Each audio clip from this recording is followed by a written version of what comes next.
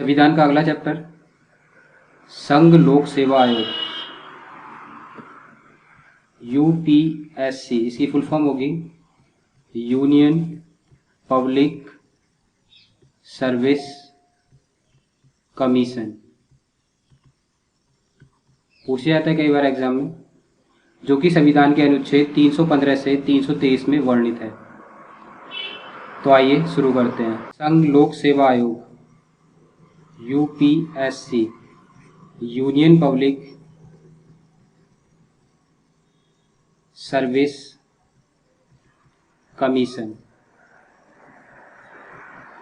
Exam में पूछ लेते, फुल फॉर्म नोट कर लीजिए। संघ लोक सेवा आयोग एक भारत का केंद्रीय भर्ती अधिकरण है। मतलब यह क्या कराता है? भर्तियां।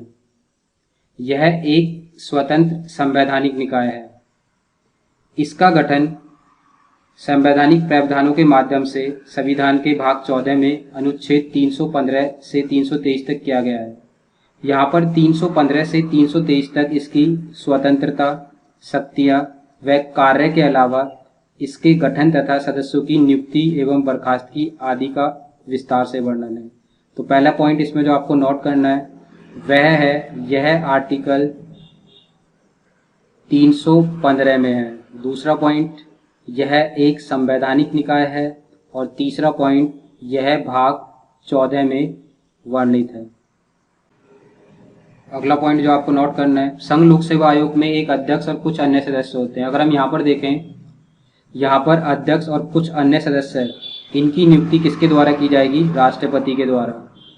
यहाँ पर जो अध्यक्ष और अन्य सदस्य होंगे उनकी संख्या का कोई उल्लेख नहीं किया गया, लेकिन इनकी संख्या 9 से 11 तक होती है और साथ में योग्यता का भी कोई उल्लेख नहीं है। अब यहाँ पर देखेंगे तो पहला पॉइंट हमें नोट करना है, इसका एक अध्यक्ष और प्लस अन्य सदस्य होते हैं।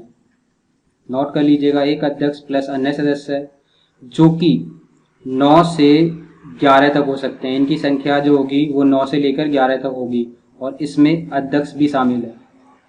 दूसरा पॉइंट, इनकी जो नियुक्ति की जाएगी, अध्यक्ष हो या फिर अन्य सदस्य, इनकी नियुक्ति की जाएगी राष्ट्रपति द्वारा।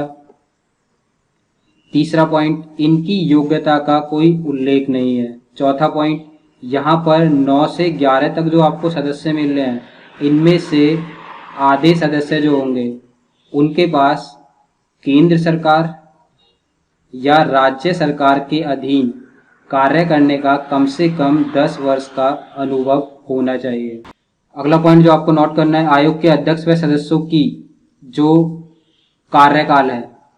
कई बार पूछते हैं एग्जाम में, आयोग के अध्यक्ष व सदस्य का जो कार्यकाल है वह कितना है? तो यहाँ पर लिखेंगे 6 वर्ष या 65 वर्ष, जो भी पहले हो। अगला पॉइंट नोट करने वाला है, कभी भी राष्ट्रपति को संबोधित कर अपना त्याग पत्र दे सकता है। तो अगला पॉइंट लिखिए, यह अपना त्याग पत्र राष्ट्रपति को देता है और इसे संविधान में वर्णित प्रक्रिया के माध्यम से हटाया जा सकता है। तो इसके जो हटाने की प्रक्रिया है थोड़ी अलग है, थोड़ा जरा देखते हैं किस तरह इसको हटाएंगे। पद से हटाने की प्रक्रिया देखेंगे, यहाँ पर थोड़ा अलग है। जब हम यहाँ पर लोक सेवा आयोग के अध्यक्ष को या सदस्य को हटाते हैं उसके कदाचार से संबंधित मामले में, तो यहाँ पर हम देखेंगे राष्ट्रपति इसके कदाचार या भ्रष्टाचार से संबंधित मामले को सुप्रीम कोर्ट में भेजेगा, सर्वोच्च न्यायालय में, और सर्वोच्च न्यायालय इसकी जांच करेगा। अगर यह जांच सही पाई जाती है, इन पे भ्रष्टाचार का मामला सही पाया जाता है, तो यहाँ पर जांच के बाद सुप्रीम कोर्ट जो राष्ट्रपति को सलाह देगा वह राष्ट्रपति के लिए बाध्यकारी होगी।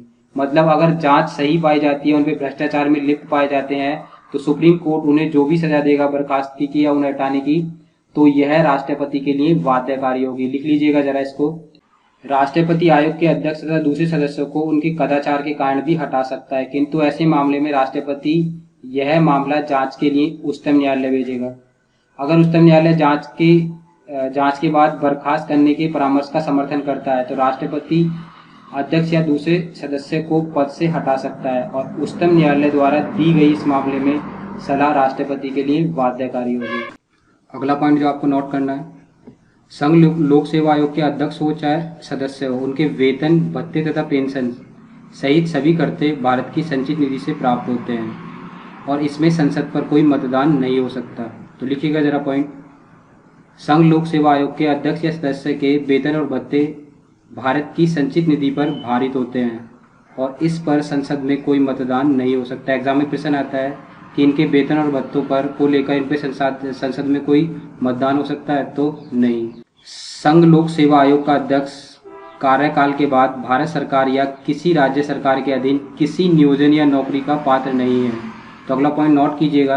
क्या एग्जाम में प्रश्न आता है, क्या संघ लोक सेवा आयोग का अध्यक्ष या सदस्य रिटायरमेंट के बाद किसी भारत सरकार या राज्य सरकार की नौकरी के अधीन है?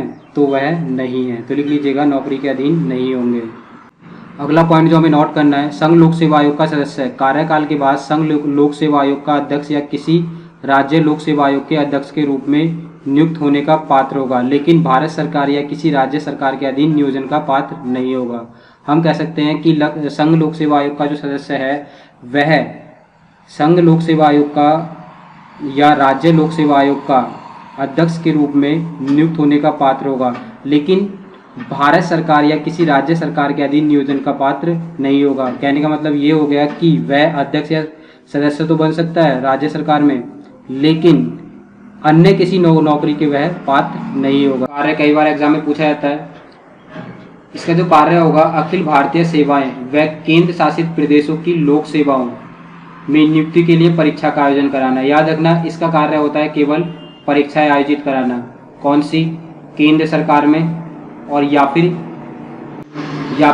यूनियन टेरिटरी, जो केंद्र शासित प्रदेशों में जितनी भी परीक्षाएं होंगी उनका आयोजन कराया जाएगा। अगर हम देखें तो ये केंद्र सरकार में यूपीएससी की जो परीक्षा कराता है, याद रखना केवल इसका कार्य है परीक्षा कराना। जो यूपीएससी की परीक्षा कराता है वहाँ पर यह नियुक्ति करता है आईएफएस, आईएएस, आईपीएस और आईआरएस। अगर हम देखें तो यहाँ पर जो आईएफएस है वह है फॉरेन सर्विस, दूसरी है इंडियन एडमिनिस्ट्रेटिव सर्विस, तीसरी है इंडियन पुलिस सर्विस और उसके बाद जो चौथी है वह है इंडियन रेवेन्यू सर्विस। और यह सभी जो परीक्षाएं कराई जाती हैं वह यूपीएससी के थ्रू ही कराई जाती हैं। तो नोट कर लीजिएगा, वेरी इंपॉर्टेंट है। और इसका कार्य केवल है एग्जाम कराना, परीक्षा। अगला पॉइंट है कि एग्जाम में कई बार पूछा जाता है कि संघ लोक सेवा आयोग क्या राज्यों के अनुरोध पर परीक्षा करा सकता है? तो इसका आंसर है हाँ, लेकिन यदि 2 या 2 से अधिक राज्य अनुरोध करें कि किसी ऐसी सेवा के लिए जिसके लिए विशेष अर्हता, याद रखना अर्हता नहीं है अर्हता, वाले अभ्यर्थी अपेक्षित हैं, तो उनके लिए संयुक्त परीक्षा भर्ती की योजना व परिवर्तन करने में सहायता करता है। यह किसी राज्यपाल के अनुरोध पर राष्ट्रपति की स्वीकृति के उपरांत या किसी मामले पर राज्य को सलाह प्रदान करता है।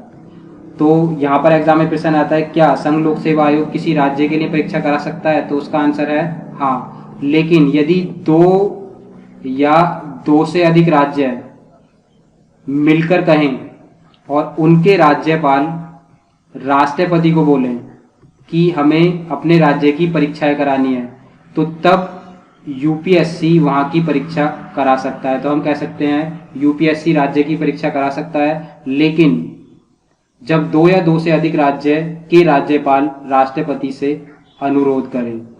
अगला पॉइंट एग्जाम में प्रश्न आएगा कि संघ लोक सेवा आयोग अपनी रिपोर्ट किसे देता है? तो हम कह सकते हैं संघ लोक सेवा आयोग यूपीएससी अपनी रिपोर्ट प्रत्येक वर्ष, याद रखना हर वर्ष राष्ट्रपति को देता है और राष्ट्रपति इस रिपोर्ट को संसद के दोनों सदनों के समक्ष रखता है चर्चा के लिए। तो यहाँ पर जो पॉइंट बनेगा लिख लीजिएगा, यूपीएससी संघ लोक सेवा आयोग प्रत्येक वर्ष अपनी रिपोर्ट राष्ट्रपति को देता है और राष्ट्रपति इसे संसद के दोनों सदनों में रखता है। कई बार एग्जाम में पूछा जाता है कि आयोग का मुख्यालय कहाँ पर? तो लिख लीजिए यहाँ पर आयोग का मुख्यालय है नई दिल्ली, धौलपुर हाउस, और यह अपने सचिवालय के माध्यम से कार्य करता है। तो अगला पॉइंट लिख लीजिए, आयोग का मुख्यालय है नई दिल्ली और यह अपने सचिवालय के माध्यम से कार्य करता है। जब मैं मई में इस वीडियो को रिकॉर्ड कर रहा हूँ, मई 2020 में इस वीडियो को रिकॉर्ड कर रहा हूँ, तो उस समय यूपीएससी के जो अध्यक्ष हैं वो हैं विनी मित्तल। इस वीडियो से संबंधित जो पीडीएफ है वो आपको मिल जाएगी इस वीडियो के डिस्क्रिप्शन बॉक्स में।